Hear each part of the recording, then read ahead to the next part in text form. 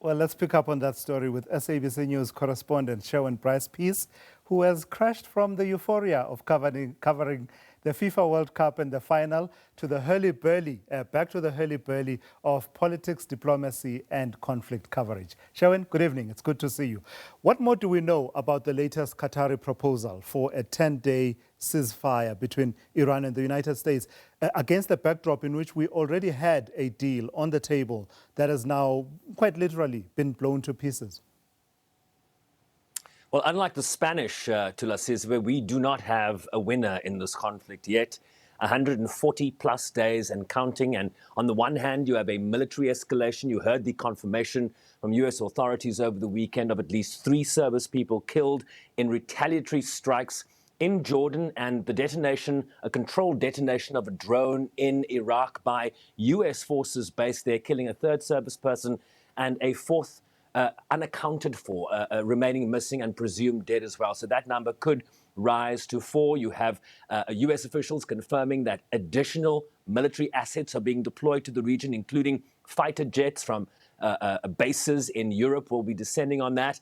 And on this conflict, and the armada that is already gathered in that region, right? There is a huge U.S. force in the region. President Donald Trump, Tula a short time ago, posting this on Truth Social. Every time Iran kills an American soldier, they will pay for that killing many times over. This directive has been passed on to the Secretary of War, Pete Hegseth, / the Secretary of Defense, the Chairman of the Joint Chiefs of Staff, Daniel Kaine, and every leader in the military. And then you get this notion of, you know, a diplomatic, negotiated escalation by the Qataris and the Pakistanis. We understand that there is a new proposal that has been submitted to both parties, a 10-day halt in the fighting. To do what exactly, Tula Sizwe?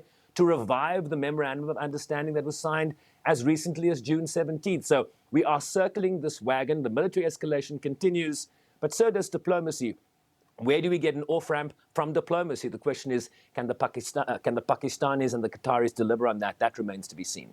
So with the U.S. confirming, just to pick up on that point, confirming 3 deaths among its military members over the weekend, dozens confirmed dead on the Iranian side. The economic costs are also going up around the world as oil prices have spiked to around $90 a barrel. What does that all mean? And how much is riding on that deal the Qataris have put on the table?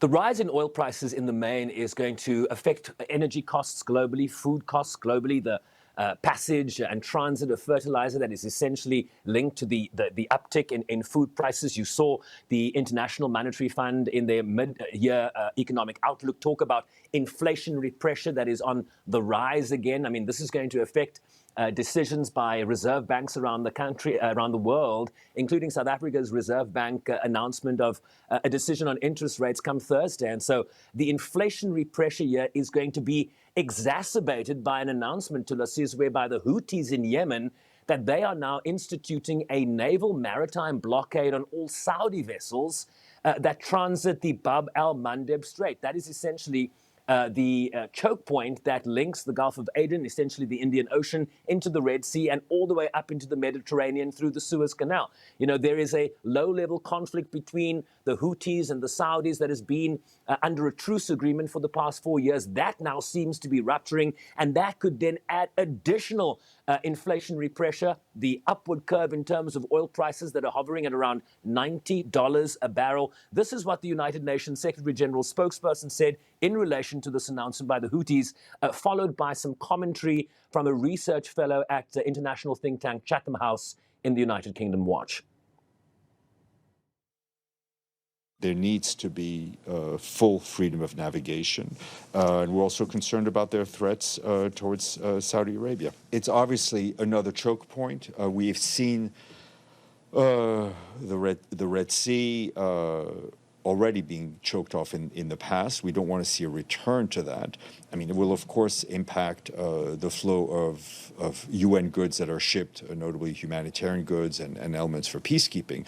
But much more worryingly, it will again have a negative impact on global commerce, on the trade in energy, and just commerce as a whole. And we're already seeing the impact of the near closure of the Strait of Hormuz and what impact that is having on the global economy. This is for the Saudis. They have to a certain point been able to survive the Hormuz crisis because they found alternative routes, specifically via the Red Sea, whether for shipments and goods or also for oil specifically. Now this is going to create more pressure. This will also hurt the Saudi already decreasing financial revenues, but will actually impact its own domestic goals of having to achieve 2030 of mega projects, but also in its attempt to host the global events such as the World Cup in 2034. So the short takeaway to Lasizwe is that prices will go up, transport costs, energy costs, food costs. The alternatives here for the Saudis is if the Houthis do in fact implement this maritime border, right, leading down into the Indian Ocean, they could go the other way, through the Suez Canal, all the way through the Mediterranean, and then circumnavigate Africa to get to their key markets, including South Korea, Japan, China, and India. So the cost goes up no matter which direction you go in, if this maritime blockade is instituted by the Houthis. All right, Sherwin. Sure, on that sobering note, let's leave it there. Thank you for that update. SABC News correspondent Sherwin Bryce-Pease with an update from New York there, looking at what's been happening around the Middle East.